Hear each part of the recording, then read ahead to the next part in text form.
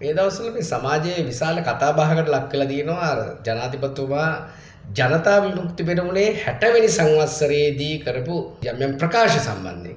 එක වෙලාවක එතුමා කියනවා තව සති දෙකක් බලන්නකෝ අපිව ඇඟෙන් මනින්න එපා.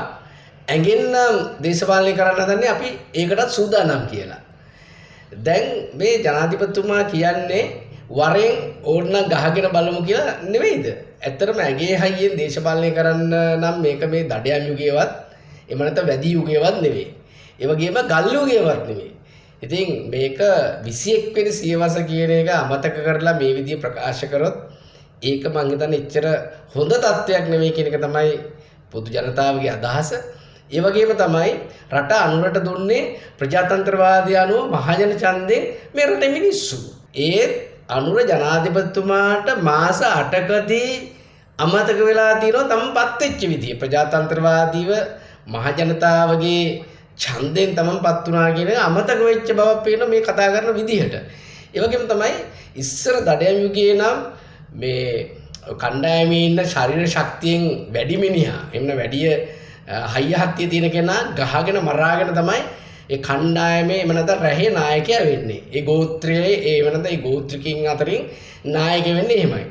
එතකොට අනුර ජනාධිපතිතුමන් මේ ඇඟෙන් නම් දේශපාලනය කරන්න හදන්නේ අපි ඒකට සූදානම් කියන ප්‍රකාශයෙන් අදහස් කරන්නේ ඒ වගේ අදහසක්ද? මොකද අර රණ්ඩු කරන භාෂාවේ තියෙනවා මේ අඩෝ වරෙන් පුළුවන් නම් හැප්පිලා බලමු කියලා අර ගමේ කසිප්පු බොන තැන්වල කසිප්පු බීලා ඉවර වෙලා සරමත් කෑපොට ගහගෙන ඔය ගමේ හන්දිවල බෝක්කුඩ ගම්වල ඉන්න IRC කාර්යෝ කෑ ගහනවා පරුස වතරින් එක එක භාෂාවෙන් කෑ ගහනවා. එතකොට ජනාධිපතිතුමා මේ කතා කරන භාෂාවේ ඒ IRC කාර්යෝ අතර වෙනසක් නෑ වගේ තමයි මට නම් පේන්නේ. ඒ වගේම තමයි ජනාධිපතිතුමාට රටේ විධායක බලය ලැබිලා තිනවා. මුළු රටම අනුරට ලැබිලා තිනවා. ඒ වගේම තමයි එතුමා ත්‍රිවිධ හමුදාවේ සේනාධිනායකයා. ඉතින් මේ නිරායුධ මිනිස්සු විවිධ දේශපාලන මත දරන පුද්ගලයෝ, ඒක සමාජ මාධ්‍ය පරිශීලකයන්, ඒ වගේ විවිධ ස්වීල් සංවිධානවල පුද්ගලයෝ ඒ විවිධ දේශපාලන මත දරුවා කියලා, එහෙම නැත්නම් විවිධ අදහස් ඉදිරිපත් කළා කියලා, විවිධ මතවාද ඉදිරිපත් කළා කියලා ඉතින් ගහගන්න කතා කරන එක මේ 21 වෙනි සියවසට ගැලපෙන දේශපාලනයක් නම් නෙවෙයි මට පේන විදිහට. ඒ වගේම තමයි මට තේරෙන්නේ නැහැ මොකද්ද මේ අවුට් එක කියලා. මොකද Tamanට ලැබිලා තියෙන දේශපාලන බලය හසුරව ගන්න අත්දැකීම් නැතුව Taman ෆේල් වෙනවා කියලා දැනෙනකොට ඇඟේ හයිය පෙන්නන කතා කරන එක හරි මදි කියන එක තමයි පේන්නේ. ඒ වගේම තමයි අනුර ජනාධිපතිතුමා ඡන්දෙට කලින් කිව්වා මේ 76 වසරක පාදට දේශපාලන සංස්කෘතිය වෙනස් කරලා දෙනවා කියලා.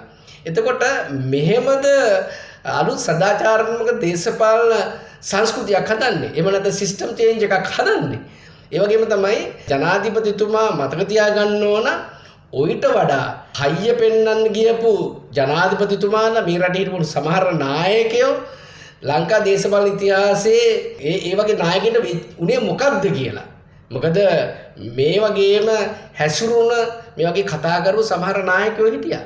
පෞගිය දශක 3-4 පොඩක් අධ්‍යයනය කරලා බැලුවට පස්සේ ඒ වැඩි ඈත කියන්න ඕනේ මේ පෞගිය දශක 3-4 පොඩක් බැලුවට පස්සේ මේ අපිට බලන්න දැක ගන්න පුළුවන් ඒ නායකින්ට මොකද උනේ කියලා.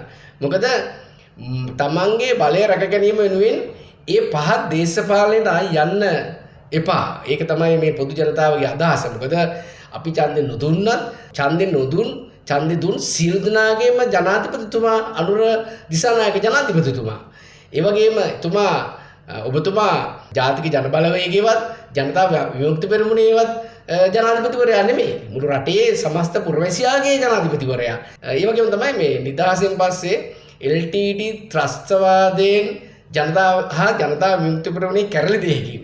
ඒ වගේම 88 89 රාජ්‍ය ත්‍රස්තවාදයෙන් ඒ කාපු බැට මිනිස්සුන්ට දැන් හොඳටම ඇති. එතකොට මේ ජනතා විමුක්ති පෙරමුණේ නායකයින්ට විශේෂයෙන් ජනාධිපතිතුමා ඇතුළේ සීලුම බලධාරීන්ට මේ රට ආයෙත් ඒ පාදට තුප්පයි අමීරි දේශපාලනකයට අරගෙන යන්න එපා කියලා මම කියන. මොකද එහෙම හීනෙන්වත් හිතන්න එපා. වචනකින්වත් එහෙම හිතන්න උත්සාහ කරන්න එපා.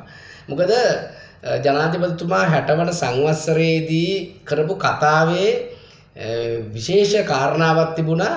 ඉතිහාසය අමතක කරන්න සමහර කව සූදානම් වෙනවා අපි ඒ ඉතිහාසය අමතක කරලා නව පරිච්ඡේද ආරම්භ කරන සූදානමක් නැහැ කියලා.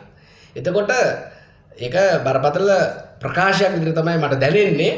මම මේ මූණු පොතේ වෙනද Facebook එකකින් ගත්ත උදාහරණයක් තියෙනවා මට ඒක මතක් වෙනවා මේ වෙලාවේ. මේ ආණ්ඩුව තාම මල් වෙඩි වගේ. එතකොට මහා සද්දෙන් උඩ ගිහින් ලස්සන රටාමවලා ඉතා ඉක්මනින් කඩාගෙන වැටෙනවා. ජනතා පරමාධිපත්‍ය නිලුම් කුළුණට උපමා කළොත් නිලුම් කුළුණ ළඟ මල් වෙඩි ගහනකොට ඒ මල් වෙඩි ඉතාමත්ම ලස්සනට සද්දෙට රටා මවමින් නිලුම් කුළුණ උඩින් යනවා. හැබැයි తాවකාලික මල් වෙඩි හිතනවා අපි නිලුම් කුළුණට වඩා උඩ යනවා කියලා. හැබැයි ටික වෙලාවකින් අලු වෙලා දුම් දාගෙන අඟුරු වෙලා බිම වැටෙනවා. නිලුම් කුළුණ තිබුණ විදිහටම තියෙනවා. ඒ නිසා මේ හැමදේම ජනතා පරමාධිපත්‍යයට යටයි කියන එක මේ ආණ්ඩුවේ සිල්ම බලධාරීන් සිතේ තියාගත්තොත් මං හිතන්නේ වටිනවා.